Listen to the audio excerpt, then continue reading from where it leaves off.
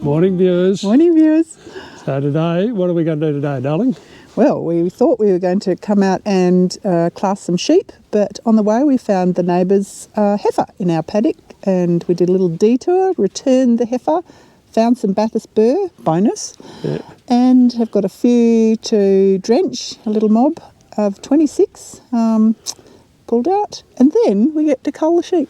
Yes, so we've got a mob of maiden ewes that we'll go through and look at their wool and their conformation and cull them out before we join them. Yeah. Yep. A few creamy ones this year, so we just have another look at those before we make decisions. And we might also have a look at the new Combi Clamp and see what that looks like. Oh yes, very good. Yeah. Very good toy. Righto. Come on, you odds and sods. Bit of everything here.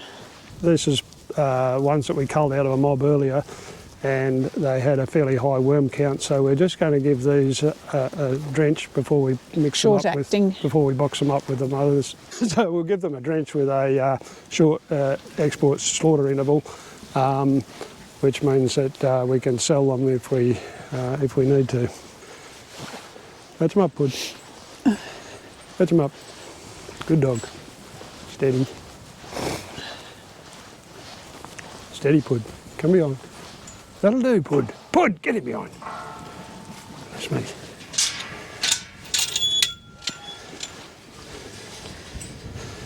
Here, Pud. Pud, come here. Here. Come here.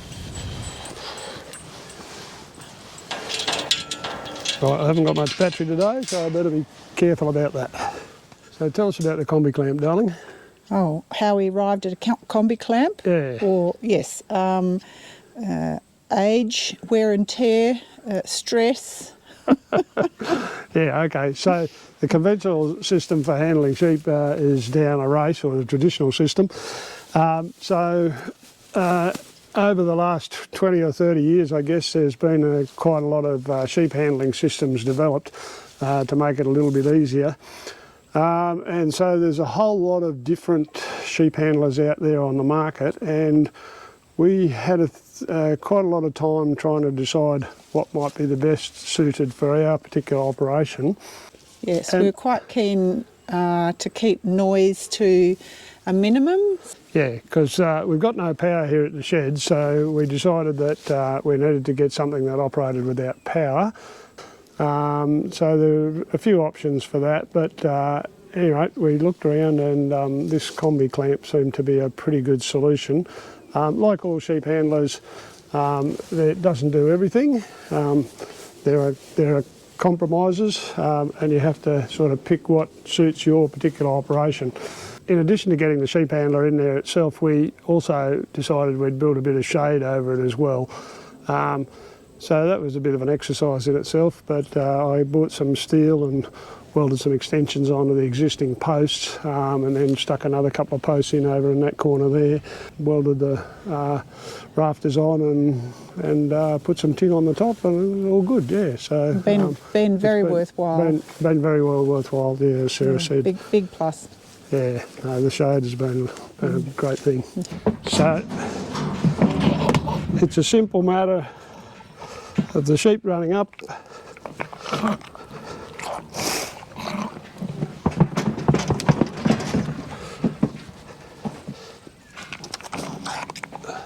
Yes, darling. Come on, darling.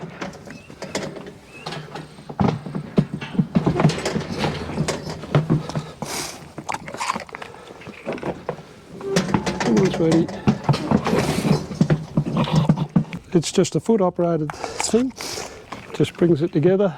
This little wall here is what they call a lamb wall. So it's for smaller sheep, but we find that it works just as well for the ewes.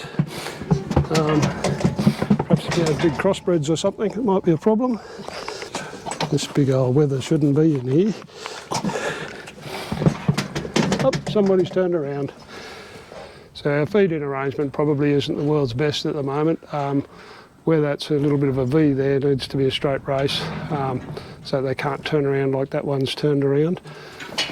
If you can get the sheep to run in easily, it can be a one-man and a one-dog operation.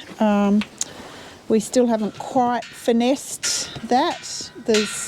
But just to get us going with two of us here, it's fine. You know, it's not about speed for us. It's more about minimal impact on bodies and sheep, and it certainly wins in that department. Like, we come away at the end of a day nowhere near as beaten up as we used to.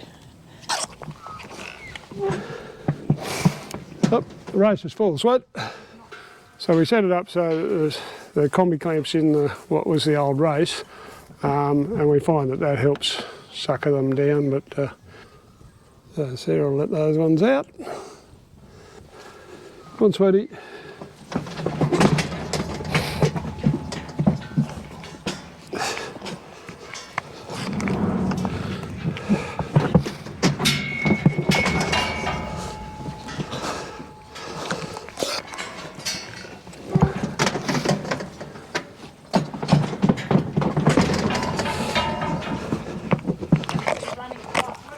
They are, aren't they? So Sarah's using the wand there, which has got data 14.9. Got a slightly wrinkly bum, but it's not too bad. So Sarah's using the data on the stick to help inform her decisions about culling, as well as her visual appraisal of the wool. So the data that she's mostly looking at is curvature and micron on the stick. I'm supposed to be looking here and making sure that the bums aren't too wrinkly. If there's anything with a wrinkly bum, we'll take out as well.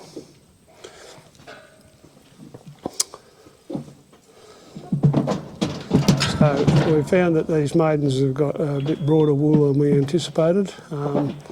We're a bit puzzled by that, because when we shore them as hoggets, what was that one, sweet? 16.4, was it? Yeah. Yeah, so it was a bit broad in the micron, but 16.4, a bit, but good style, yeah. Come on, darlings. That one's a bit cauliflower in the bum, but I bet its wool is good. She's at 17.8 though. Is it? I better cull it. 115 curvature. 115? Yeah, I don't like its bum. We're getting full here. Yeah, righto. Okay. Shut this off after this. Yep. I'll have to go and empty the race in a minute. Anyway, hopefully that gives you the idea as to what we're doing with the culling of the sheep. 14.3, bums all right.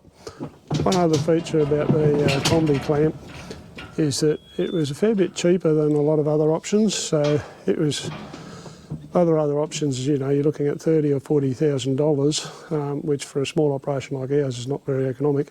But this one's more in the $10,000 operation. And as you can see, it's very quiet in operation, so we like that as well. But we certainly do need to modify this lead-up race. Like I said, I need to bring that in so it's a single file here, and that would mean modifying the rest of these yards here. I'd probably have to put a further yard out the back there and make a bugle to come around there and lead into here.